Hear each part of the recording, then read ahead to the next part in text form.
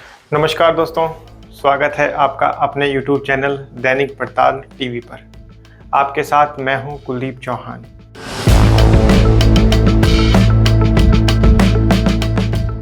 महाकुंभ जिसकी चर्चा पूरी दुनिया में हुई, 66 करोड़ लोगों से ज़्यादा श्रद्धालुओं ने महाकुंभ में स्नान किया।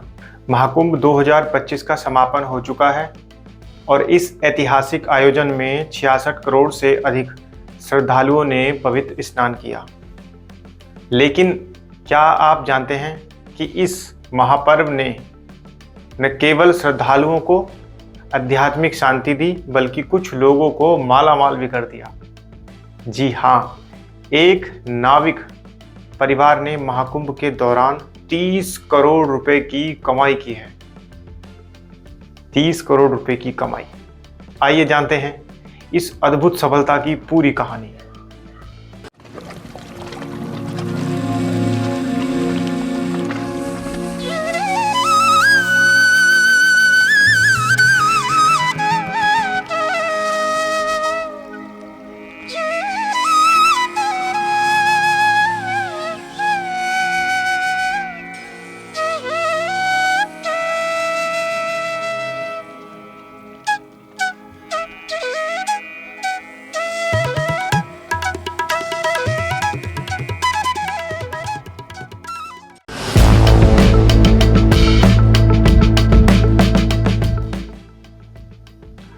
दोस्तों, प्रयागराज में आयोजित महाकुंभ का समापन हो चुका है और इस दौरान देश विदेश से लाखों श्रद्धालु संगम में डुबकी लगाने पहुंचे।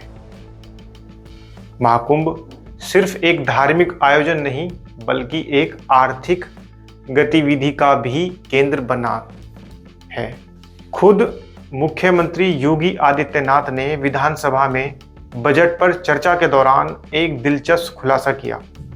उन्होंने बताया कि एक नाविक परिवार जिसके पास 130 नौकाएं थी, उन्होंने 45 दिनों में कुल 30 करोड़ रुपए की शुद्ध कमाई की है। अगर इसे प्रति नाव के हिसाब से देखो तो एक नाव से औसतन 23 लाख रुपए की कमाई की है। यानी एक दिन की बचत लगभग 50,000 रुपये या 52,000 रुपये तक आप मान सकते हो। अब सवाल ये है कि आखिर इतनी कमाई कैसे हुई? समाजवादी पार्टी इसमें ज़्यादा चर्चा कर रही थी कि नाविकों का शोषण हो रहा है, नाविकों को देखभाल नहीं की जा रही है। मैं एक नाविक परिवार की एक सक्सेस स्टोरी यहाँ पे बता रहा हूँ। ये नाविक परिवार जिनके पास 130 नौकाएं थी, 45 दिनों की अवधि में इन लोगों ने शुद्ध बचत की है 30 करोड़ रुपए की। यानी एक नाव ने 45 दिनों में 23 लाख रुपए की बचत की है, कमाई की है। प्रतिदिन के अगर आप उनकी बचत देखेंगे तो यह लगभग 50 से लेके 52,000 पर डे की उनकी इनकम थी एक नाव की।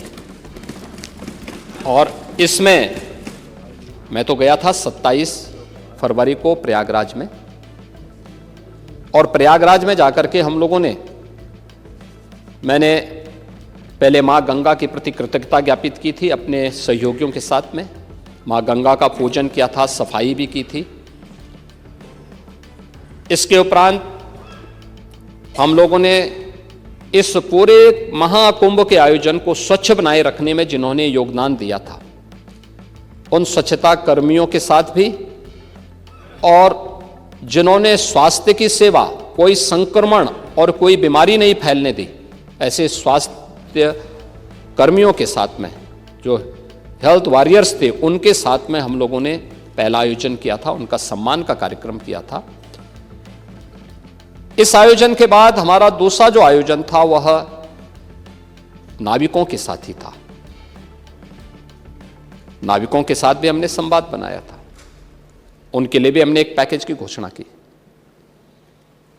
इसके उपरांत हमने परिवहन निगम से जुड़े हुए उन लोगों के प्रति और रेलवे के उन सभी अधिकारी और कर्मचारियों के प्रति भी हम लोगों ने धन्यवाद ज्ञापित किया था, जिन्होंने श्रद्धालु जनों को वहाँ तक पहुँचाने में अपना योगदान दिया। उनके साथ भी हम लोगों ने कार्यक्रम किया था।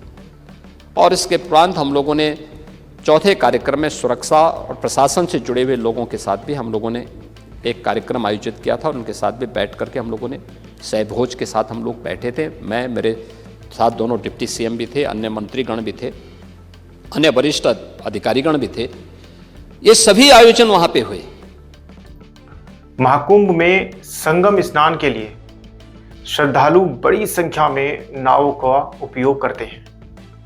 एक नाव में प्रति ट्रिप जो है वो 10-15 लोग बैठ सकते हैं और किराया प्रति व्यक्ति 100 रुपये से लेकर के 500 रुपये तक होता है। श्रद्धालु बार बार स्नान के लिए आते हैं, जिससे नाव वालों का काम दिन रात चलता रहता है। महाकुंभ की लोकप्रियता और श्रद्धालुओं की भीड़ ने इस व्यापार को आध्यात्मिक लाभकारी बना दिया। अब सुनिए सरकार की नई घोषणा। महाकुंभ के दौरान नाव वालों की इस सफलता को देखते हुए योगी सरकार ने प्रयागराज में नाव वालों के लिए एक विशेष पैकेज की घोषणा की है। इससे नाव वाले जो समुदाय हैं, नाविक समुदाय को और अधिक सहायता मिलेगी और वो अपने व्यवसाय को और ज़्यादा बढ़ा सकेंगे। इस नाव के व्यापार को वो और अच्छे से कर सकेंगे। तो दोस्तों, महाकुंभ सिर्फ आध्यात्मिक ही नहीं बल्कि आर्थिक उन्नति का भी प्रतीक बन गया। इस तरह की जो प्रेरणादायक कहानियां हैं, ये हमें सिखाती हैं कि सही अवसर पर लाभ उठाकर कोई भी व्यक्ति अपने व्यवसाय को ऊंचाइयों तक ले जा सकता है। आपको ये कहानी कैसी लगी? क्या आप इस बारे में और जानना चाहते हैं? हमें कमेंट में ज़रूर बताएं।